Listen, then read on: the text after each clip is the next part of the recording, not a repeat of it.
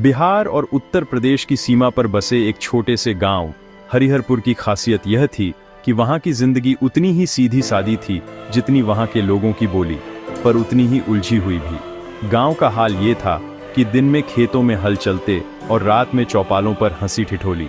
लेकिन पिछले कुछ महीनों से गांव में एक अजीब सा माहौल था। कहते हैं कि रात को पीपल के पेड़ के पास से रहस्यमयी हंसी सुनाई देती थी।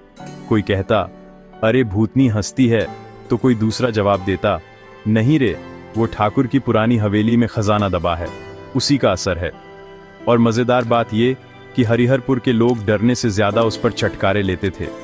चौपाल पर बैठकर भूत खजाने की कहानियां ऐसे सुनाई जाती थीं जैसे कोई आलू भुजिया परोस रहा हो। इस कहानी की शुरुआत भी उसी रात से होती है जब गांव के सबसे शरारती और मजाकिया इंसान गुड्डन मिस्त्री ने कसम खाई, आज तो देखी हैं, भूतवा है कि बकवास। गुड्डन मिस्त्री गांव का लोहार था।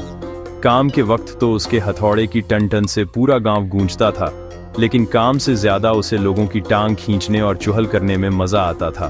उसका डायलॉग गांव में मशहूर था, हमरा हथौड़ा गिरे तो भागे शेरवा भी। उस दिन चौपाल पर हल्ला मचा हुआ था। हल्की हल्की ठंडी हवा चल रही थी और गांव के लोग खटिया पर बैठे हुक्का गुड़गुड़ा रहे थे।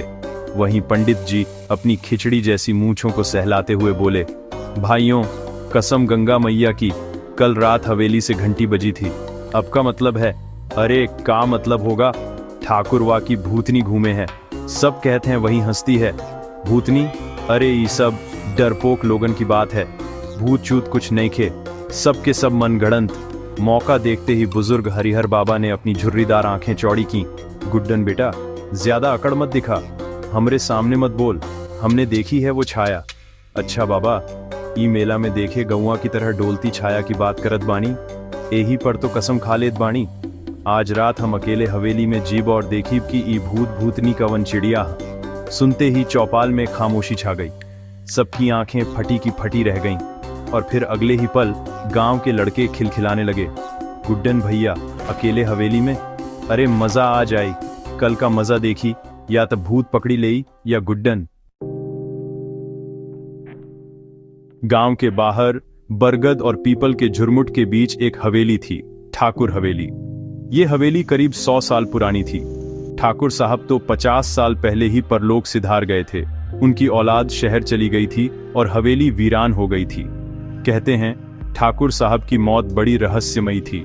कोई कहता उन्हें झड़ दिया गया, कोई कहता खजाने के लिए नौकरों ने मार डाला। और तब से ये हवेली गांव वालों की कहानियों का हिस्सा बन गई थी। रात में जब चांदनी झड़ती और हवेली की टूटी खिड़कियों से हवा सनसनाती तो आवाजें सचमुच अजीब लगती थीं। कभी लगता कोई रो रहा है, कभी हंसी गूंजती। आज रात 10 बजे हम हवेली में घुसब, जो हमरा साथ आवे चाहें आ जाई। बाकी सब डरपोक लोग खटिया पर सड़त रह। गांव के लड़के तो पीछे हट गए, लेकिन 2 लोग हिम्मत दिखा बैठे। छोटकू पहलवान, जिसका शरीर तो पहलवानों जैसा था पर दिमाग तरबूज जैसा मुलायम, और भोला, जो नाम के ही नहीं काम से भी भोला भाला था। हम रहब तहरा साथ, अगर भूत छूत आई तो पहलवानी दिखाई। हम भी चली हैं, लेकिन देख, अगर भूतनी गोरी और सुंदर हुई तो हमरा छोड़ दिहा। रे भोला, तोहार दिमाग खरबूजा है, चल तैयार हो जा। रात का समय हुआ। पूरा गांव छिप छिप कर देखने आया कि गुड्डन और उसके साथी सच में हवेली में जाते हैं या नहीं। चांद पूरा था और हवेली सफेद कफन की तरह चमक रही थी। गुड्डन ने हाथ में लालटेन उठाई, छोटकू ने डंडा और भोला ने न जाने कहां से आलू से भरी पोटली ले ली। अरे पोटली में का है? भूतनी आई तो आलू दे दिहब, शायद मना हो जाए। सब ठहाका मारकर हंस पड़े। तीनों जब हवेली के टूटे दरवाजे से अंदर घुसे तो दरवाजा अपने आप चर्रर की आवाज करता बंद हो गया। अरे बाप रे, दरवाजा बंद हो गई।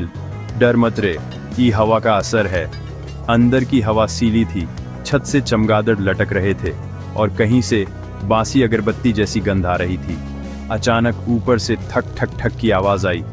ए हु आवाज हवा से आई का, नारे पहलवान, ई तो स्वागत का ढोल बज रहल बा। गुड्डन, छोटकू और भोला अब हवेली के भीतर थे। चारों ओर सन्नाटा और अंधेरा था।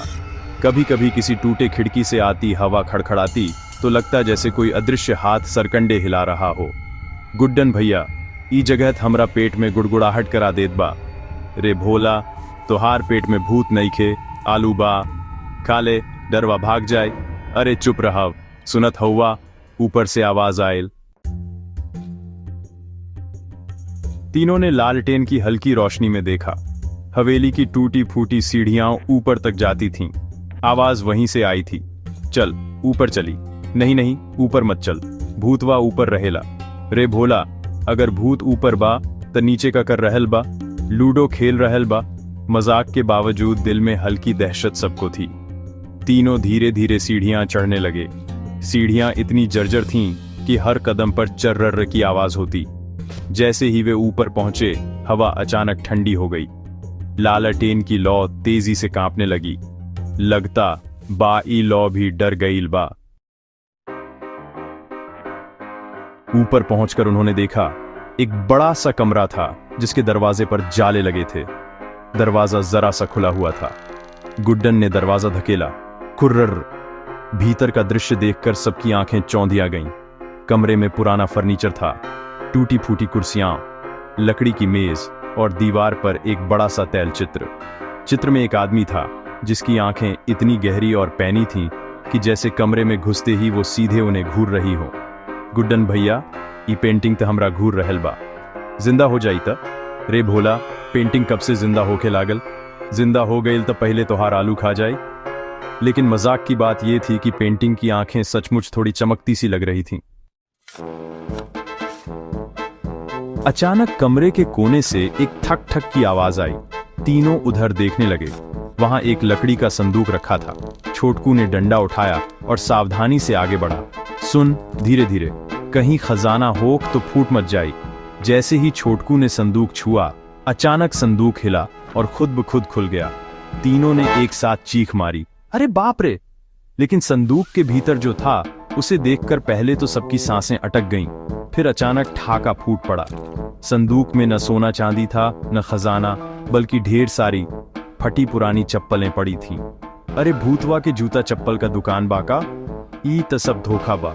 भूत छूत कुछ नहीं खे, ई सब हवेली में चप्पलवा के गोदाम बनल रहल। तो का भूतनी रोज नया फैशन देखावे खातिर चप्पल बदल बदल के घूमेला? तीनों हंस ही रहे थे कि अचानक लालटेन की रोशनी बुझ बुझ सी गई।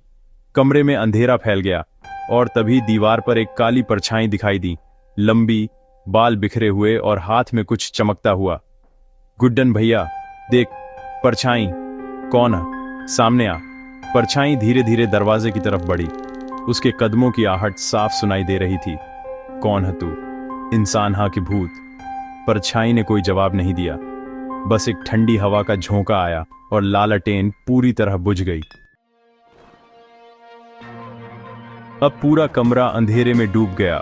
भोला ने डर के मारे वहीं जमीन पर बैठकर आंखें बंद कर लीं और बुदबुदाने लगा, हे बजरंगबली, बचाल, ई आलू लेल, हमरा जान छोड़ द। छोटकू डंडा घुमाने लगा, किधर बा, किधर बा?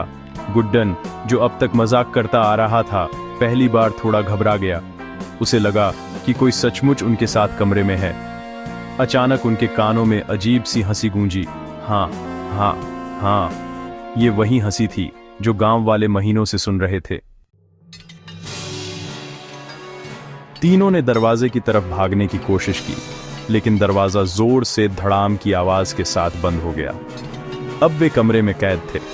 छोटकू ने दरवाजे को लात मारकर खोला, लेकिन दरवाजा हिला तक नहीं। गुड्डन भैया, हम तो कहले रहनी कि मत आवा, अब तो हमरा खोपड़ी में आलू का पराठा बन जाए। सुन, अब हिम्मत ना हार, अगर भूत छूत बा तो हम भी हरिहरपुर के लोग बानी, देखी कि का करेला। तभी अचानक पेंटिंग वाली दीवार से टप टप करके कुछ गिरा। लालटेन बुझी थी, लेकिन चांदनी की हल्की रोशनी अंदर आ रही थी। गुड्डन ने गौर से देखा, दीवार से ईंटें थोड़ी ढीली हो रही थीं और उनके पीछे से एक गुप्त रास्ता सा दिखाई दे रहा था। ए भाई लोग, ई देख, यहां कुछ छुपल बा, ई रहस्य हवेली में ही छुपल बा। तीनों डरते डरते दीवार की तरफ बढ़े और तभी फिर वही हंसी गूंजी। हाँ हाँ हाँ, रहस्य खोलो, लेकिन जान से हाथ धो बैठोगे। कमरे की दीवार से ईंटें डीली हो चुकी थीं और उनके पीछे एक काला सा रास्ता दिखाई देने लगा था। गुड्डन की आंखें चमक उठीं। देख भाई लोग, हमार कहनाम सही रहल। ई हवेली में कुछ छुपल बा, भूत छूत नहीं खे, रहस्य बा। भोला की आवाज आई, भैया रहस्य खोलत खोलत कहीं हमरे हड्डी पसली के ही ताला न खुल जाओ। छोटकू बोला, अब तो ये दरवाजा खुलवई के पड़ी, चाहे भूत होके चाहे खजाना। तीनों ने मिलकर ईंटें हटानी शुरू की। ईंटें गिरने पर धूल का गुबार उठा और उनके सामने एक संकरा अंधेरा सुरंग जैसा रास्ता दिखाई दिया। गुड्डन ने लालटेन फिर से जलाने की कोशिश की, पर बाती गीली हो चुकी थी। मजबूरी में उन्होंने दीवार की दरार से आती छांदनी का सहारा लिया। भोला ने आलू की पोटली को ऐसे पकड़ा जैसे वो ताबीज हो। गुड्डन बोला, चल एक एक करके अंदर घुसला जाई। छोटकू सबसे आगे, गुड्डन बीच में और भोला सबसे पीछे। सुरंग इतनी संकरी थी कि झुककर चलना पड़ रहा था। हवा बांसी थी और दीवारों से नमी टपक रही थी। हर कदम पर छप छप की आवाज आती, जैसे पानी जमा हो। भोला बोला, हे भगवान, ये सुरंग के आखिर कहाँ ले जाई, कहीं सीधा नरक में न पहुंचा दी। गुड्डन हंसते हुए बोला, रे भोला, नरक में आलू की दुकान नहीं खे, तो हार आलू तो यहाँ ही बिकी है। थोड़ी दूर जाने पर दीवार पर कुछ अजीब से निशान दिखाई दिए। छोटकू बोला, गुड्डन ई देख, कछु चिन्ह बनल बा, तलवार, घड़ा आ ताला। गुड्डन बोला, अरे ई सब पुराण लोगन के संकेत बा, हो सकत बा खजाना के नक्शा होके। भोला ने मुस्कुराते हुए कहा, हमार नक्शा तो बस रोटी या आलू पराठा तक सीमित बा, ई खजाना का झंझट हमसे ना होई। सुरंग अचानक एक बड़े से कमरे में खुली। कमरे के बीचों बीच एक लोहे का संदूक रखा था। उसके ऊपर मोटी जंजीरें लिपटी थीं और ताले लगे थे। तीनों की सांसें थम गईं। देख, खजाना, अगर ई खजाना है तो आधा हमरा मिली। आखिर डर हम सबसे ज्यादा खीनी।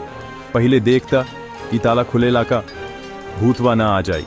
जैसे ही गुड्डन ने ताले को छुआ, अचानक कमरे में ठंडी हवा का झोंका आया। दीवारों से वही रहस्यमय हंसी गूंजी, हाँ हाँ हाँ, लोभी मनुष्यों, खजाना पाना आसान नहीं।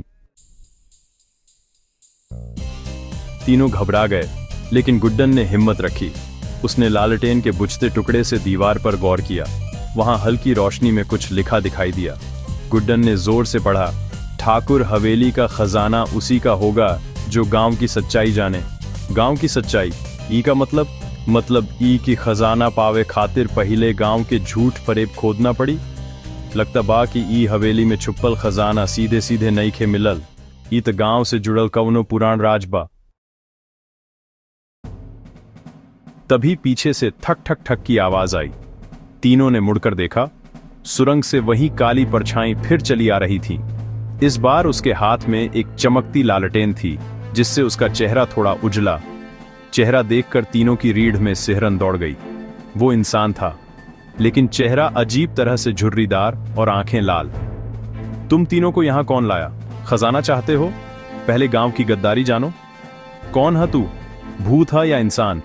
मैं न भूत हूं न इंसान, मैं इस हवेली का पहरेदार हूं। जब तक गांव का सच सामने नहीं आता, खजाना कोई नहीं पा सकता। गांव का सच आखिर का छुपल बा गांव में। आज से 50 साल पहले ठाकुर साहब को मार दिया गया और उनके खजाने को यहां छुपा दिया गया। लेकिन ठाकुर को किसने मारा, यह राज सिर्फ गांव जानता है। जब तक उस गुनहगार का सच सामने नहीं आएगा, तब तक यह खजाना नहीं खुलेगा। मतलब हमार दद्दा लोगन में कवनो अपराधी रहल, काहे के खेला खेल रहल बाड़े तू? सच बताओ, वरना तोहरे सिरवा पर डंडा पटकब। सच तुम लोगों को खुद ढूंढना होगा। जब गांव का सच खुल जाएगा, तब हवेली का ताला अपने आप टूटेगा। इतना कहकर वह परछाई अचानक गायब हो गई। कमरे में फिर से सन्नाटा छा गया। गुड्डन ने गहरी सांस ली। अब समझ में आ गई कि खेल आसान नहीं खे। खजाना खातिर पहले गांव के पुराण राज खोलना पड़ी। भैया, हमरा तो सिर्फ आलू का राज पता बा, बाकी ई खून खराबा, खजाना भजाना सब तोहरे माथा। ठीक बा, कल से हम गांव में पूछताछ शुरू करब। देखब कि 50 साल पहले ठाकुर के मौत कैसे भइल। हाँ, अब असली खेल शुरू हो रहल बा। गांव का सच खोदना पड़ी। तीनों ने कमरे से बाहर निकलने की कोशिश की। जैसे ही वे सुरंग से लौटे, हवेली का दरवाजा अपने आप खुल गया। बाहर चांद अब और उजला था। गांव के लोग दूर से छिपकर देख रहे थे कि ये तीनों जिंदा बाहर आते हैं या नहीं। जैसे ही गुड्डन, छोटकू और भोला बाहर निकले, पूरा गांव उनके चारों ओर जमा हो गया। का देखल रे बेटा, सच बताओ। देखल बहुत कुछ, लेकिन अभी कहब नहीं। पहले गांव का सच जानल जरूरी बा। जब सच सामने आई तब खजाना खुद आ जाई। गांव वाले दंग रह गए। अब हर कोई सोच में पड़ गया, आखिर गांव का सच क्या है। गुड्डन, छोटकू और भोला जब हवेली से बाहर लौटे तो पूरा गांव उनकी तरफ ऐसे देख रहा था जैसे ये तीनों अभी अभी यमलोक की सैर करके लौटे हों। गुड्डन ने भले ही चौपाल पर ज्यादा कुछ न बताया हो, लेकिन गांव में खबर फैल गई, हवेली में खजाना छुपा बा। आऊ खजाना तभी मिली जब पुराना सच बाहर आई। गांव वाले अब और ज्यादा उत्सुक हो गए। चौपाल पर भीड़ जुटी, लोग कानाफूसी करने लगे। हमरा लगत बा ठाकुर साहब के मौत में पंडित जी के हाथ बा। उसी दिन से पंडित जी के घर में नया बैल आ गईल रहल। अरे तोरा दिमाग खरबूजा खा गईल बा का? बैल तो हमरा मामा भेजले रहले। ई मामला बहुत पुरान बा बेटा, हमहू पूरा सच्चाई नहीं जानत, लेकिन हाँ, ठाकुर साहब की मौत अचानक भेल रहे। सुन गांव वाले, अगर खजाना चाहत बाड़ तो सब मिलके सच्चाई खोद, हमरा मदद कर। लेकिन देख, ई काम में डर नहीं खे, हिम्मत चाही। हमरा तो अभी भी डर लागत बा, लेकिन अगर खजाना में आलू निकलल तो आधा हम लेब। रे भोला, तोहार आलूवा तो खजाना में घुसल पहले ही कुचल जाए। गांव वाले हंस पड़े, लेकिन भीतर भीतर सबको बेचैनी थी। आखिर गांव का कौन सा राज छुपा था। अगली सुबह गुड्डन, छोटकू और भोला ने गांव में पूछताछ शुरू की। सबसे पहले वे पहुंचे बूढ़ी गौरी काकी के पास। काकी अपनी झुर्रीदार आंखों और बड़बड़ाने की आदत के लिए मशहूर थीं। काकी, सुना बा कि 50 बरस पहले ठाकुर साहब अचानक मर गए रहले। कुछ याद बा? याद तो बहुत बा बेटा, लेकिन ये गांव के लोगन में हिम्मत नहीं थे। ठाकुर साहब के मौत खजाना खातिर भेल रहे। काहे? खजाना कहाँ? ठाकुर साहब गांव वालों से लगान वसूले के बहुते सख्त रहले। लोग तंग आ गए। एक रात बगावत भैल, उसी रात ठाकुर मरे। मतलब गांव वाला ही। चुप, ज्यादा मत पूछो। ये बात सबके सामने बोलल खतरनाक बा। पूछताछ तो गंभीर थी, लेकिन गुड्डन अपनी शरारत कहां छोड़ने वाला था। दोपहर में जब गांव वाले पोखरे पर नहा रहे थे, गुड्डन ने छोटकू और भोला को इशारा किया। तीनों ने एक एक पीली धोती पकड़ ली और पेड़ की डाल पर लटका दी। गांव वाले जब नहाकर बाहर निकले और अपनी धोती न पाई तो सब हड़बड़ा गए। गुड्डन ने दूर से आवाज लगाई, ए भूतनी के ग्राहक लोग, धोती खोजत बाड़, हवेली में चल, वहीं मिली है। पूरा पोखरा ठाकों से गूंज उठा। गुड्डन, तोहरी शरारत अगर बंद न भील तो हम भूतवा से कही देव कि पहले तोह के उठाओ। पंडित जी, अगर भूतवा हमरा उठाई तो पहले ऊ तोहरा मूछवा में रहत कबूतर निकाल दी। शाम को गुड्डन, छोटकू और भोला सीधे ठाकुर हवेली के पुराने नौकर रामधनी चाचा के पास पहुंचे। रामधनी अब बूढ़े हो चुके थे और मुश्किल से चल पाते थे। चाचा, ठाकुर साहब के मौत के बारे में कुछ बताएं। रामधनी की आंखें डबडबा गईं। बेटा, हमरे सामने ठाकुर साहब गिरल रहले। ऊ रात तूफान चल रहल रहे। अचानक हवेली में आग लग गई। लोग कहेला कि बिजली गिरल, लेकिन सच्चाई कुछ और रहे। का सच्चाई? ठाकुर साहब के खाने में जहर मिलल रहे और उनका मौत के पीछे गांव का ही कोई आदमी रहल। मतलब खून कवनो गांव वाला केल। हाँ, और ये बात अब तक राज रह गई, लेकिन खजाना उसी रात हवेली की दीवार में छुपा दिहल गई। अब गुड्डन के दिमाग में कई शक उठने लगे। का पंडित जी? का ठाकुर के रिश्तेदार? या फिर कवनो गरीब किसान? गांव वाला सब शक के घेरे में बा। हमहू चाहतानी जल्दी से असली गुनहगार सामने आई। हमरा तो सब पर शक बा, सिवाय आलू पराठा के। रे भोला, तोहरे दिमाग में आलू के गोदाम बनल बा, लेकिन ये बात सच बा कि गांव के लोग सच्चाई छुपावत बाड़े। रात को तीनों फिर हवेली में लौटे। जैसे ही वे अंदर घुसे, वहीं पहरेदार की आवाज गूंजी, क्या तुमने गांव का सच जाना? कुछ। ठाकुर साहब को झड़ दिया गया, लेकिन किसने, ये अभी साफ नहीं खे। तुम्हें 3 और सुराग ढूंढने होंगे, तभी सच सामने आएगा और खजाना खुल पाएगा। इतना कहकर हवेली की दीवार पर अचानक एक छाया उभर आई। उस छाया में साफ 3 आकृतियां दिखीं, एक पंडित, एक किसान और एक औरत। ईत 3 संदिग्ध बा, अब देख अब कवन असली अपराधी बा, खेल अब असली रूप ले रहल बा। गांव के हर कोना खंगालना पड़ी। अगले दिन जब गुड्डन ने चौपाल पर सबको ये बात बताई तो गांव में हंगामा मच गया। हमरा पर उंगली उठावल बंद कर, हमरा नाम साफ बा। पंडित जी, हमरे खेत पर जबरदस्ती कब्जा करी। अब कहत बानी साफ बा, हमरा ही तो ज्यादा शक बा। गांव की औरतें भी फुसफुसाने लगी। कौन जाने ठाकुर की मौत के पीछे औरत का हाथ होक। चुप रह सब, सच्चाई जल्द ही बाहर आई। गुड्डन बेटा, अब तो हार जिम्मेदारी बा। ठीक बा बाबा, हम सब सच्चाई बाहर निकाली, लेकिन ई काम में थोड़ा मसाला डलल चाहिए। गांव के हंसी ठिठोली भी जरूरी बा, मतलब बीच बीच में फिर धोती छीनब। हाँ रे भोला, जब तक हंसी न हुई रहस्य फीका लगेला। गांव वाले भी मुस्कुरा उठे, लेकिन उनके दिलों में डर और सवाल दोनों बने रहे। आखिर किसने ठाकुर साहब को मारा और खजाना कब मिलेगा?